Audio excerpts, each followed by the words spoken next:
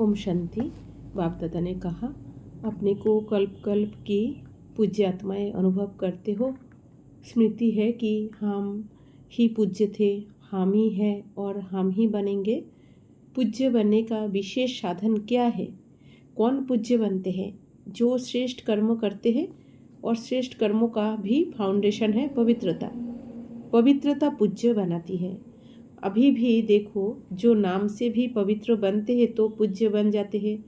लेकिन पवित्रता सिर्फ ब्रह्मचर्य नहीं, ब्रह्मचर्य व्रत को धारण किया, इसमें ही सिर्फ श्रेष्ठ नहीं बनना है। ये भी श्रेष्ठ है, लेकिन साथ में और भी पवित्रता चाहिए। अगर मनसा संकल्प में भी कोई नेगेटिव संकल्प है तो उसे भी पवित्र नहीं कहेंगे। इसीलिए किसी के प्रति भी नेगेटिव संकल्प नहीं हो।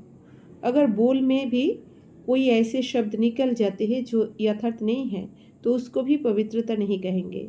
यदि संकल्प और बोल ठीक हो, लेकिन संबंध संपर्क में फर्क हो, किससे बहुत अच्छा संबंध हो और किससे अच्छा नहीं हो, तो उसे भी पवित्रता नहीं कहेंगे।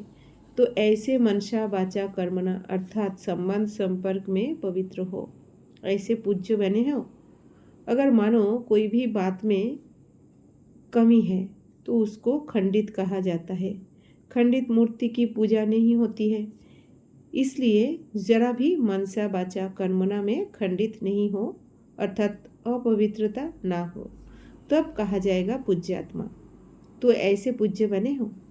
जड़ मूर्ति भी खंडित हो जाती है तो पूजा नहीं होती, उसको पत्थर मानेंगे, मूर्ति नहीं मानेंगे, म्यूजियम में रखेंगे, मंदिर में नहीं रखेंगे। तो ऐसे पवित्रता का फाउंडेशन चेक करो। कोई भी संकल्प आए तो स्मृति में लाओ कि मैं परम पूज्य आत्मा हूँ। ये याद रहता है, या जिस समय कोई बात आती है उस समय भूल जाता है, पीछे याद आता है, फिर पश्चाताप होता है। ऐसे नहीं करते तो बहुत अच्छा होता। तो सदा पवित्र आत्मा हूँ, पावन आत्मा हूँ। पवित्रता अर्थात स्वच्छता। स्वच्छता कितनी प्यारी लगती है। अगर मंदिर भी हो, मूर्ति भी हो, लेकिन स्वच्छता नहीं हो, अच्छा लगेगा? तो मैं पूज्य आत्मा इस शरीर रूपी मंदिर में विराजमान हूँ। ये स्मृति सदा जीवन में लाओ। सिर्फ सोचो नहीं, लेकिन जीवन में लाओ। सोचते तो बहुत है ना, ये भी हूँ, ये भी हूँ, लेकिन प्रैक्टिकल अनुभव में आए तो क्या याद रखेंगे? संपूर्ण पूज्य आत्मा। परसेंटेज में नहीं, 80% पूज्य, 20% खंडित नहीं, तो 100% पूज्य अर्थात 100% पवित्र। सभी को स्वच्छता अच्छी लगती है या कचरा अच्छा लगता है? तो अपने से पूछो कि मन स्वच्छ बना है, बुद्धि स्वच्छ बनी है, या थोड़ी थोड़ी स्वच्छ बनी है, थोड़ी थोड़ी अस्वच्छ है? अगर यहाँ कचरा पड़ा हो तो आप उस पर बैठेंगे? उस पर बैठना अच्छा नहीं लगेगा ना। तो ऐसे सोचो कि ज़रा भी अपवित्रता अर्थात कचरा है तो बाप को अच्छा नहीं लगेगा। कचरा है तो बाप के प्यारे तो नहीं हुए ना। ब्राह्मण बने ही हो बाप का प्यारा बनने के लिए।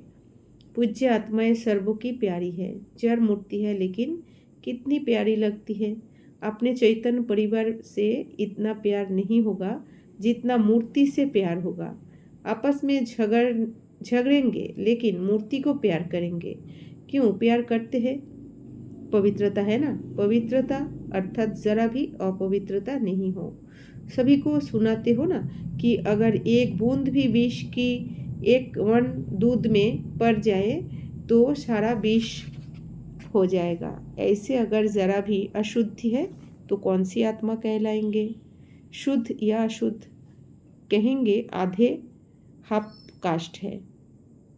तो सदा हर कर्म करते, संकल्प करते, बोलते ये चेक करो कि बाप को प्यारे कौन है।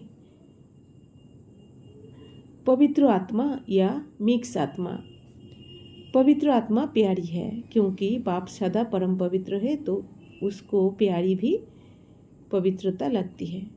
तो इस वर्ष में क्या करेंगे? जरा भी खंडित नहीं, सदा परम पूज्य। कमाल करके दिखाएंगे ना कि सोचेंगे, देखेंगे।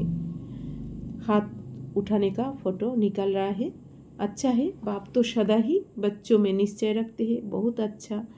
और बढ़ते चलो, उठते चलो, जो उठे वो अव्वल नंबर अर्जुन।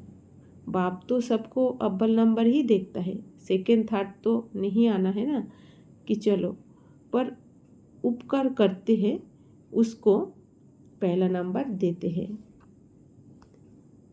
पुरुषार्थ में रेस भले करो और बातों में रेस नहीं करो, तो सिर्फ पूज्य नहीं परम पूज्य आत्माएं हैं, ये सदा स्मृति में रहे। देखना, या पूज्य कहकर जाओ और वहाँ खंडित हो जाओ, फिर कहो कि ठोकर लगी तो खंडित हो गए। कितना भी कोई ठोकर लगाए लेकिन खंडित नहीं हो, चाहे कितना भी बड़ा मोटा हैमर लगाए लेकिन खंडित नहीं होना। तो पक्का याद रखेंगे ना। ओम शांति।